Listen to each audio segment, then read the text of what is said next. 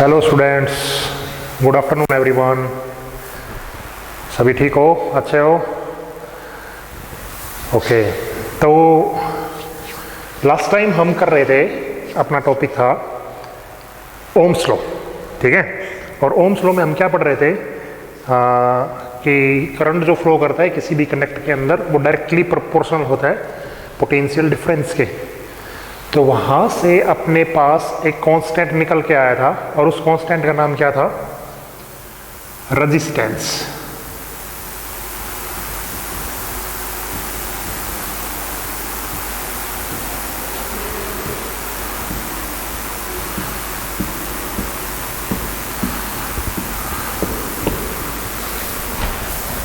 Okay, अपना topic क्या था? Resistance of a conductor.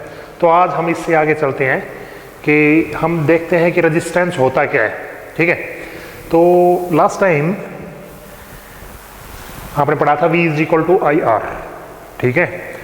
तो वहां से R की वैल्यू क्या आ जाएगी? V अपॉन में I।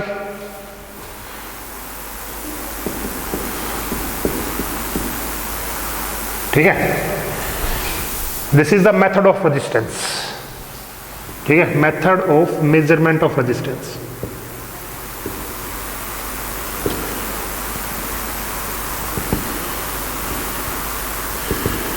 ये एक रेजिस्टेंस को मेजरमेंट करने का तरीका है। This is not a resistance of a conductor. इसका सिग्निफिकेंस क्या है, इसकी कैरेक्टरिस्टिक्स क्या है, इसका बिहेवियर कैसा है, उसको हम देखना चाहते हैं, ठीक है। तो रेजिस्टेंस क्या होता है? Resistance is the opposition. क्या होता है? Resistance is the opposition faced by the electric charge when they flow in a conductor. देखो डेफिनेशन आप लेना चाहो, इट इज द अपोजिशन। बाकी सभी को आपको किताब साथ रखनी है, ठीक है। सेम टू सेम यही मिलेगा, फेस्ड बाय इलेक्ट्रिक चार्ज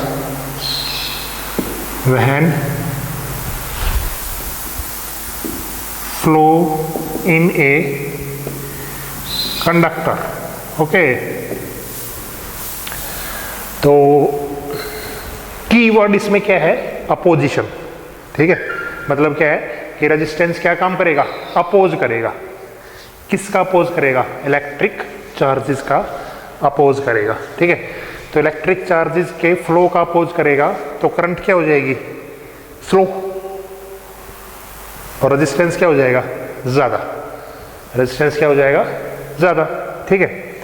तो ये एक रेजिस्टेंस को डिफाइन करने का तरीका है कि resistance is the opposition faced by the electric charges when they flow in a conductor.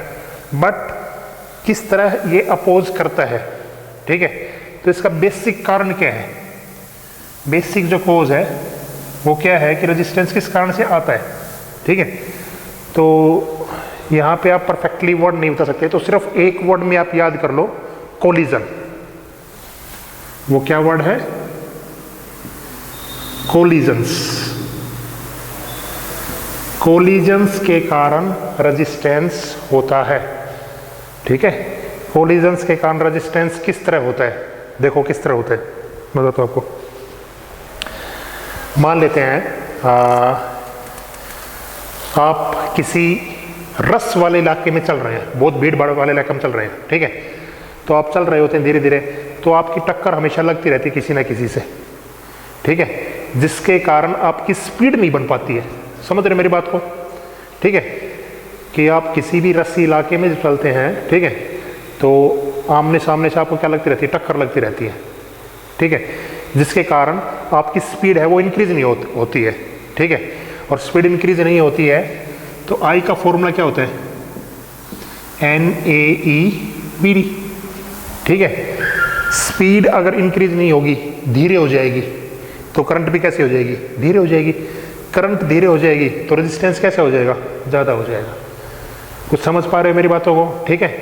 इसका बेसिक सा मतलब और बताता हूँ आपको, ठीक है। देखो ये कोई कंडक्टर है, इस कंडक्टर के अंदर इलेक्ट्रॉन्स है। जब हमने इस पे टेम्परेचर दिया, टेम्परेचर इंक्रीज किया कुछ,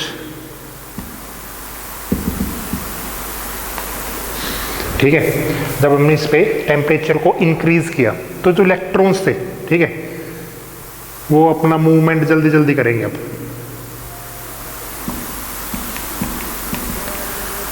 ठीक है, अब इसके अंदर n number of density of electrons है। ठीक है, तो जब ये इलेक्ट्रॉन्स क्विकली मूव करेंगे टेम्परेचर इंक्रीज होने के बाद, तो देखो जब टेम्परेचर इंक्रीज नहीं हो रहा था तो मैंने कल परसों आपको एक टर्म बताई थी, रिलैक्सेशन टाइम। ये बहुत छोटी छोटी चीजें हैं, इनको आप अच्छी तरह से ध्यान में रख के काम करें। ठीक है, ऊपर ऊपर का ना पड़े। ठीक है, देखो रिलैक्सेशन टाइम का मतलब क्या था, देखो फ्री टाइम। रिलैक्सेशन का टाइम का मतलब क्या होता है, फ्री टाइम। तो आप सोच के देखो, जब टेम्परेचर को इंक्रीज नहीं किया था, ठीक है, तो इलेक्ट्रॉन्स के पास कोलाइड करने का फ्री टाइम ज्यादा था। भाई इलेक्ट्रॉन कभी कितनी देर में जाके टकराया होगा, ठीक है, लेकिन जैसे ही टेम्परेचर इंक्रीज कर दिया इलेक्ट्रॉन का टकराने का काम ज़्यादा हो गया। ये कुछ ऐसे ही है जैसे एक रोड पे आप गाड़ी चला रहे हो, ठीक है, मतलब एक परफेक्ट हाईवे है तो उस पर आप गाड़ी चलाएंगे तो उस पर एक स्पीड कांस्टेंट रहती है 80-100 की। ठीक है, और एक आप भीड़ भाड़ वाले इलाके में चला रहे हैं, ठीक है, तो उसमें कोलिजन होने की चांसेस ज़्यादा है। ठीक है, स्ट्रीमलाइन फ्लो पे कोलिजन होने के चांसेस कम है। ठीक है, तो टेम्परेचर इंक्रीज करते ही ये एकदम क्विकली मूव करने लग जाते हैं हर जगह। तो ये क्विकली मूव करेंगे तो ये कोलिजन ज़्यादा करेंगे, तो इनका फ्री टाइम क्या होगा, कम होगा। फ्री टाइम क्या होगा इनका, कम होगा, क्योंकि पहले ये टकरा नहीं रहे थे तो फ्री टाइम अच्छा खासा था। अब इलेक्ट्रॉन जैसे ही घूमा इससे टकरा गया तो फ्री टाइम कम रह गया। ठीक है, तो इसका मतलब क्या हुआ, रिलैक्सेशन टाइम क्या हो गया, डिक्रीज हो गया, जिसके कारण रेजिस्टेंस कोलिजन क्या हो गए, ज़्यादा हो गए, और कोलिजन ज़्यादा हो गए तो रेजिस्टेंस क्या हो गया, इंक्रीज हो गया। ये बेसिक छोटी छोटी चीज़ें आपको समझ में आ रही हैं। ठीक है, इनको ही ध्यान में रखते हुए आपको चलना है। ठीक है, तो वैसे तो 2 वर्ड की बात है, it is the position faced by the charges. ठीक है, फ्लो। तो रेजिस्टेंस क्या काम करता है, अपोजिशन करता है। इसका बेसिक कारण क्या होता है, कोलिजन होता है। ठीक है, इतना काम समझ गए। जितने ज़्यादा कोलिजन्स होंगे उतनी ही स्पीड क्या हो जाएगी, कम हो जाएगी। जितनी स्पीड कम हो जाएगी, ठीक है, उतना ही रेजिस्टेंस क्या हो जाएगा, बढ़ जाएगा। ठीक है, देख लो यहाँ पे रख के देख लो, आई की वैल्यू NAVD रखी, VD यहाँ पे आ गया, तो R किसके इनवर्सली प्रोपोर्शनल हो गया, VD के। तो जितनी ज़्यादा ड्रिफ्ट स्पीड कम होगी उतना ही ज़्यादा क्या होगा, रेजिस्टेंस ज़्यादा होगा। ये चीज़ समझ में आई, रेजिस्टेंस के बारे में इतनी चीज़ समझ में आई। उसके बाद छोटी छोटी चीज़ें देखें आप, कल हमने डिडक्शन किया था रेजिस्टेंस का, वो क्या था, ML/NE² τA, ये था। ठीक है, ये बुक से आपको लिखना है। ठीक है, बिल्कुल डिटेल में छोटा छोटा लिख रखा होगा। ठीक है, आप यहाँ पे समझने का काम पहले अच्छी तरह से करें। ML/NE² τA, देखो अगर ये टर्म कांस्टेंट है तो जो R है वो किसके डायरेक्टली प्रोपोर्शनल है, L के, और जो R है वो किसके इनवर्सली प्रोपोर्शनल है, A के। ठीक है, ये मैं क्या बता रहा हूँ आपको, factors on which resistance depend.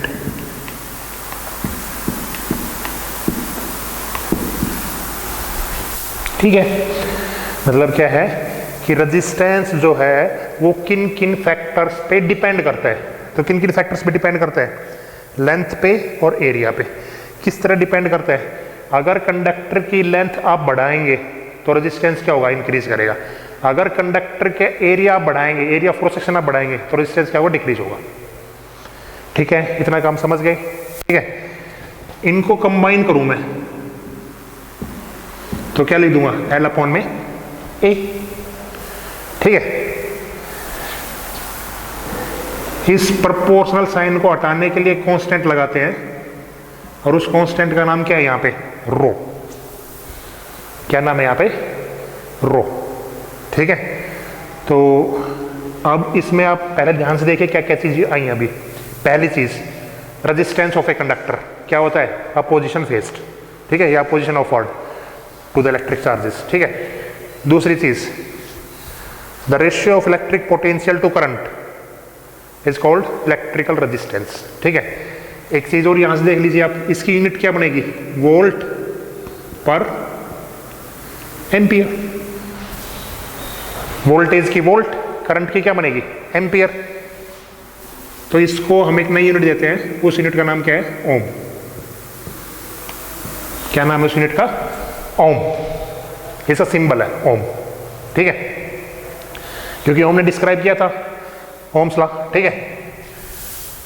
इसके बाद इसका कारण क्या था, कोलिजन, कि जितने ज्यादा कोलिजन होंगे उतने ही ज्यादा क्या होंगे, रेजिस्टेंस बढ़ेगा, ठीक है, फ्री टाइम घट जाएगा। तीसरी चीज, factors on which resistance depend, कि रेजिस्टेंस किन किन फैक्टर पे डिपेंड कर रहा है। तो टेम्परेचर मैंने आपको बता दिया था कि टेम्परेचर अगर बढ़ेगा तो रेजिस्टेंस क्या होगा, बढ़ेगा। पहला काम समझ में आ गया। दूसरा काम, इसी में एक चीज और देख लो छोटी सी, मटेरियल पे भी रेजिस्टेंस डिपेंड करेगा। मतलब क्या है, किसी के पास नंबर डेंसिटी ऑफ इलेक्ट्रॉन्स कम है या किसी के पास नंबर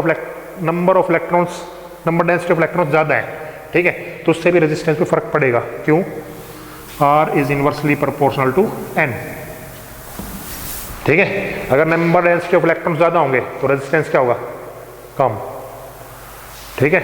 इसका मतलब ये थोड़ा सा कंफ्यूजिंग है, आप इससे समझो, ठीक है, कि एक गली के अंदर अगर हम ये कहें कि 15-20 आदमी है, ठीक है, वो एक साथ चल सकते हैं, उनका कोई कोलिजन नहीं होगा, ठीक है, लेकिन उसके अंदर से साथ ही चल रहे हैं।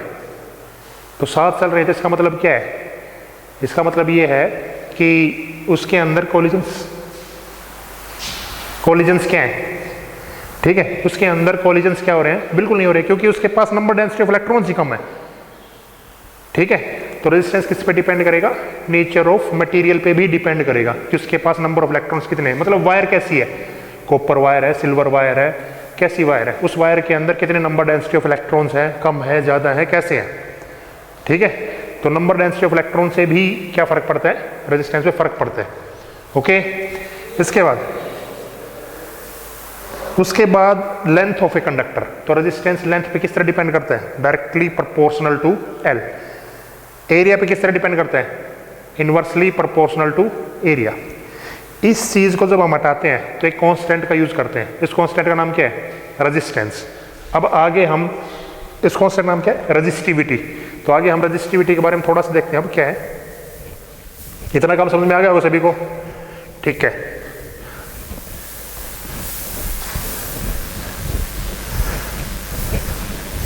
स्टूडेंट्स, मैंने कल आपके पास वो भेजा था असाइनमेंट, ने भी वो असाइनमेंट नहीं किया, एक ने भी। इस चीज को मैं क्या समझाऊं, आप बताओ स्टूडेंट्स। देखो, अगर इसके ऊपर आप असाइनमेंट नहीं करते हैं तो इस काम को आप करते हैं तो उसका कोई फायदा नहीं है, ठीक है। जब तक आप असाइनमेंट नहीं करेंगे तब तक आपके डाउट्स नहीं आएंगे, आपको उन कंसेप्ट के बारे में ज्यादा ज्ञान नहीं मिलेगा आपको, ठीक है। इस तरह तो आप कुछ भी पढ़ते रहिए, बुक से पढ़ लीजिए, ठीक है, लेकिन जब आप क्वेश्चंस करेंगे तो आपके पास डाउट आएंगे, वो डाउट पूछने में ही आपको उस कंसेप्ट की गहराई का पता चलेगा। तो जो मैं असाइनमेंट देता हूं तो उसको सीरियसली आप कीजिए, ठीक है। अभी तो आपके पास टाइम है, इतना टाइम है कि आप अपनी तरफ से भी बहुत सारी चीजें कर सकते हैं, ठीक है। वो चीजें आप कीजिए, कोई डाउट लगे तो मेरे साथ पूछिए, ओके। तो नेक्स्ट काम मैं कर रहा था रेजिस्टिविटी। एक बार इसको देखो, रेजिस्टिविटी और स्पेसिफिक रेजिस्टेंस। रेजिस्टिविटी और स्पेसिफिक रेजिस्टेंस एक ही बात दोनों। तो देखो, R is equal to rho L upon में A। आपके पास लेंथ, एरिया, रेजिस्टेंस की वैल्यू आपके पास गिवन होगी, तो आप किसकी वैल्यू निकाल सकते हैं, स्पेसिफिक रेजिस्टेंस की। इसकी क्वालिटी क्या है, ठीक है, it is equal to the resistance. ये एक तरह का रेजिस्टेंस ही होता है, ठीक है, इसको हम एक तरह का रेजिस्टेंस बोल सकते हैं, लेकिन इन दोनों में थोड़ा सा डिफरेंस है। क्या, resistance is the macroscopic unit. मतलब क्या है, रेजिस्टेंस क्या काम करती है, depend upon length and area means dimensions. Resistance जो है वो किस पे डिपेंड कर रही है? डायमेंशंस पे, ठीक है। और रजिस्टिविटी जो होती है वो केवल और केवल किस पे डिपेंड करेगी? नेचर ऑफ मटेरियल पे। किस पे डिपेंड करेगी? नेचर ऑफ मटेरियल पे। कैसे? देखो, R इज इक्वल टू होता है ml अपॉन में n e square tau a। R की वैल्यू अभी क्या निकाली आपने? रो l अपॉन में a निकाली है ना अभी आपने। R की वैल्यू रो l अपॉन में a। ml n e square tau a। l से l, a से a कैंसिल, तो अपने पास रो की वैल्यू कितनी आ गई? एक और m अपॉन में n e स्क्वायर टाउ। समझ गए इस चीज को? ठीक है। m mass constant, electric charge constant, ठीक है, रिलैक्सेशन टाइम और नंबर डेंसिटी। तो जो रो होता है वो किस पे डिपेंड कर रहा है? Number density of electrons. और नंबर डेंसिटी ऑफ इलेक्ट्रॉन्स किससे पता चलेंगे हमें? मटेरियल से, नेचर से, कि वायर कैसी है, किस वायर के अंदर, जैसे सिल्वर है उसके अंदर नंबर डेंसिटी ऑफ इलेक्ट्रॉन्स कितने मिलेंगे? ज़्यादा मिलेंगे। कॉपर है, कम मिलेंगे, ज़्यादा मिलेंगे। इस पे डिपेंड करती है ये, ठीक है। तो रेजिस्टेंस और रेजिस्टिविटी में डिफरेंस समझ गए आप क्या है? Resistance is the macroscopic unit, resistivity is a microscopic unit. मतलब क्या है? Resistance depend upon dimensions, resistivity does not depend upon dimension. Resistivity depends only and only nature of material, ठीक है। ओके, इतनी बात समझ गई। एक बात और देखिए अब। तो रेजिस्टिविटी को डिफाइन करने का तरीका क्या है? It is equal to resistance when unit length and unit area of cross section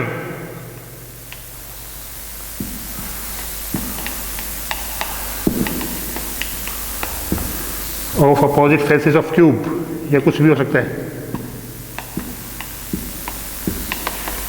ठीक है। ये काम आपको बुक से देख के कर लेना। इसकी डेफिनेशन में सिर्फ क्या था कि रेजिस्टेंस के बराबर होता है कब होता है? जब हम लेंथ और एरिया क्या कर दे? 1 यूनिट, ठीक है। क्यों? क्योंकि रेजिस्टिविटी लेंथ और एरिया पे क्या नहीं करती? डिपेंड नहीं करती। ओके, ये चीजें आपकी समझ में आ रही हैं? कुछ कुछ रेजिस्टेंस और रेजिस्टिविटी में क्या फर्क है? यूनिट देखो, रेजिस्टिविटी यूनिट क्या होगी? देखो, आर ए अपॉन में एल। तो आर की यूनिट क्या होती है? ओम। एरिया की मीटर स्क्वायर, लेंथ की मीटर। तो रेजिस्टिविटी की यूनिट क्या हो जाएगी? ओम मीटर, ठीक है। रेजिस्टेंस की यूनिट क्या होती है? ओम। इसकी यूनिट क्या हो जाएगी? ओम मीटर, ठीक है। रेजिस्टिविटी एंड रेजिस्टेंस में डिफरेंस समझ में आ गया आपको अच्छी तरह से, ठीक है। अच्छा, अब इसके बाद एक छोटी सी चीज और करते हैं। देखो क्या है,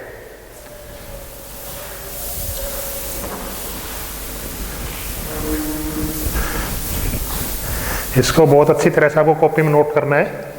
बुक आप कोई भी यूज कर सकते हैं, एनसीईआरटी, कोई भी हेल्प बुक जो भी आपके पास है, सभी मिलेंगे ये, ठीक है। बस आपको समझ में आना चाहिए। नहीं समझ में आया तो आप मेरे से जरूर पूछना, ठीक है। ओके, नेक्स्ट है। अच्छा, अब मेरे ध्यान आ गया, लास्ट टाइम किसी ने मेरे से एक चीज पूछी थी, ठीक है, कि किसी भी कभी भी जब भी हम जनरेटर से मतलब पावर से लाइट आती है तो अपने घर में इंस्टेंटली बल्ब जल जाते हैं, ठीक है। वो प्रोसेस देखो एक बार क्या है। वो प्रोसेस कुछ ऐसी है,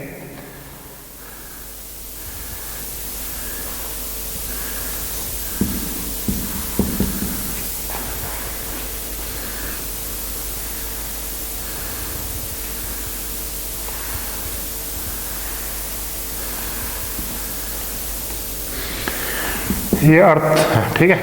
अर्थ का पोटेंशियल क्या होता है? 0। ओके, ये कोई वायर हमने ले रखी है, इसके अंदर बहुत सारे नंबर ऑफ इलेक्ट्रॉन्स ऐसे हैं, हर जगह है, ठीक है। ये वायर है पूरी, ठीक है। नंबर ऑफ इलेक्ट्रॉन जैसे यहाँ भी हैं, यहाँ भी हैं, ठीक है। यहाँ पे आते ही ओके, ये एक जनरेटर है, ठीक है। तो जब लाइट आती है अपने घर पे, ठीक है, तो मतलब क्या होता है, ये जनरेटर पुश करता है। क्या करता है ये? पुश। पुश का मतलब ये धक्का सा मारता है, धक्का का मतलब इंपल्स क्रिएट करता है ये, ठीक है। इसने यहां पे इतना इंपल्स किया जिसकी स्पीड होती है 3 × 10⁸ मीटर पर सेकेंड। उस इंपल्स की स्पीड कितनी होती है? 3 × 10⁸ मीटर पर सेकेंड। इतना धक्का दिया, इतने धक्के से ये सारे इलेक्ट्रॉन्स आपस में क्या करेंगे? कोलाइड करते चले जाएंगे। ये यहाँ पे, ये यहाँ पे, यहाँ पे, यहाँ पे, यहाँ पे, और ये अर्थ में जाते हैं। अर्थ के पास सीधा कांटेक्ट, यहाँ से फिर वापस आ जाते हैं, ठीक है। तो मतलब क्या हुआ? क्या इलेक्ट्रॉन को चलने, क्या इलेक्ट्रॉन यहाँ से चल के यहाँ पे गया है? Answer is no. इलेक्ट्रॉन हर जगह है, ठीक है। यहाँ पे इसने पुश किया, सारे इलेक्ट्रॉन्स यहाँ पे हर एक पुश हुए, तो यहाँ पे बल्ब में क्या आ गई? इलेक्ट्रॉन चलने लग गए, तो बल्ब में क्या आ गई? इलेक्ट्रिसिटी आ गई, और बल्ब क्या कर जाएगा? ग्लो, ठीक है। समझ गए इस चीज को, ठीक है। तो जनरेटर पावर हाउस से जब भी लाइट आती है तो पावर हाउस से क्या करते हैं? एक इंपल्स क्रिएट करते हैं, और वो इंपल्स अपने घर पे पहुंचता है, ठीक है, जिसके कारण लाइट इंस्टेंटली आती है, जिसकी स्पीड कितनी होती है? 3 × 10⁸ मीटर पर सेकेंड। और इसमें एक दो चीज और देख लीजिए अब, ठीक है। मान लेते हैं काफी बार आंधी आ गई तो तार टूट जाता है बीच में से, देखा होगा ना आपने, तार टूट जाते हैं, आंधी आती है तो, ठीक है। तो जब तार टूट गया तो ये तार कुछ ऐसे नीचे आ गया, ठीक है। तो इसका मतलब क्या हुआ कि यहाँ पे अब क्या नहीं है? इलेक्ट्रॉन्स आगे नहीं पहुंच पा रहे। इलेक्ट्रॉन्स यहाँ से अर्थ पे आ गए, और अर्थ से कहाँ गए? वापस यहाँ पे आ गए।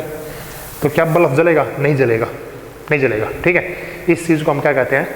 इस चीज को हम कहते हैं शॉर्ट सर्किट। ये नाम भी आपने सुना होगा कभी, शॉर्ट सर्किट, ठीक है। शॉर्ट सर्किट हो गया भाई, लाइट नहीं आएगी अब, ठीक है। तो वही चीज ये है। तो इतनी बड़ी वायर को क्रिएट करने के लिए हम क्या लगाते हैं? खंबे लगाते हैं बड़े बड़े, और यहाँ पे एक पत्थर लगाते हैं इंसुलेटर टाइप के, जो इलेक्ट्रॉन को कैप्चर ना कर सके, इलेक्ट्रॉन सीधी डायरेक्शन में चल सके। तो जो क्वेश्चन आपने पूछा था वो आपको शायद समझ में आ गया होगा, ठीक है। अब आगे बढ़ते हैं, इसके बाद आगे देखिए।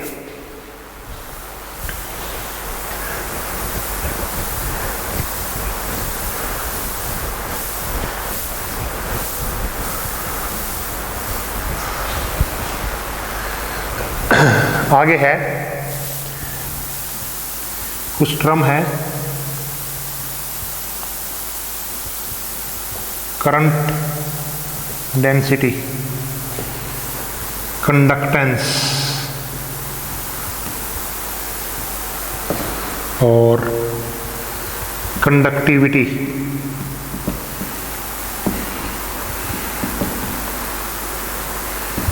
कंडक्टिविटी और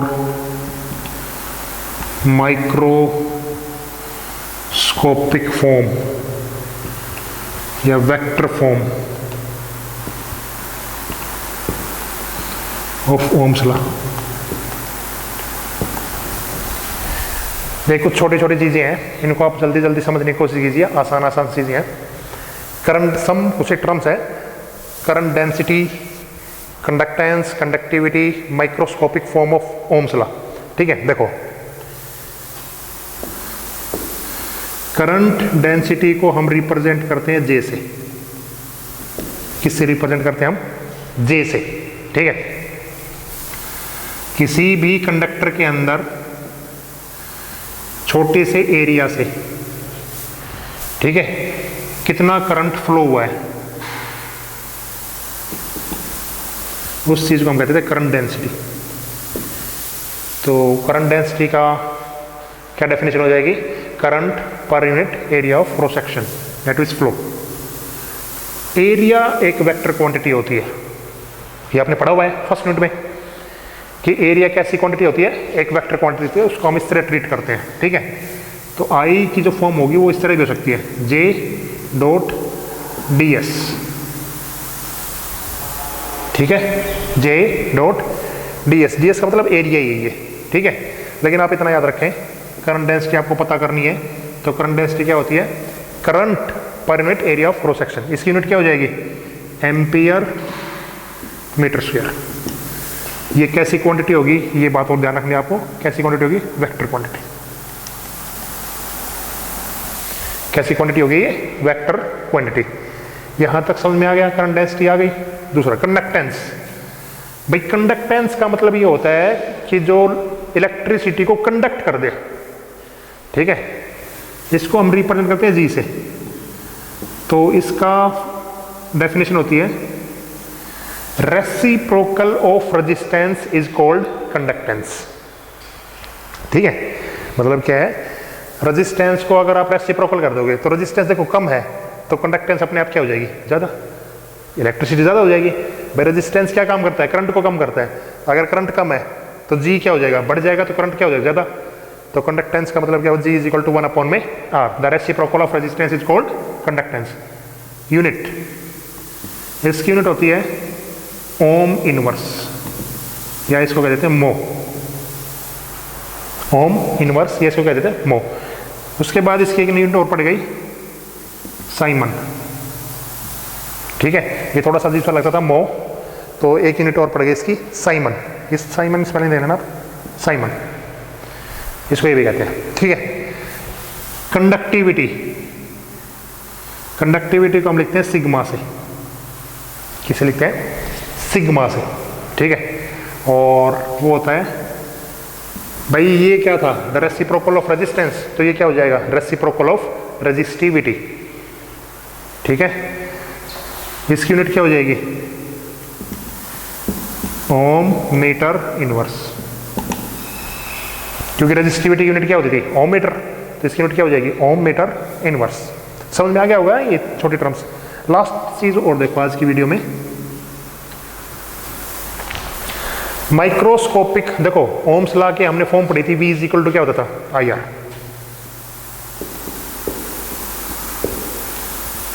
V इज इक्वल टू क्या होता है, आई आर, ठीक है।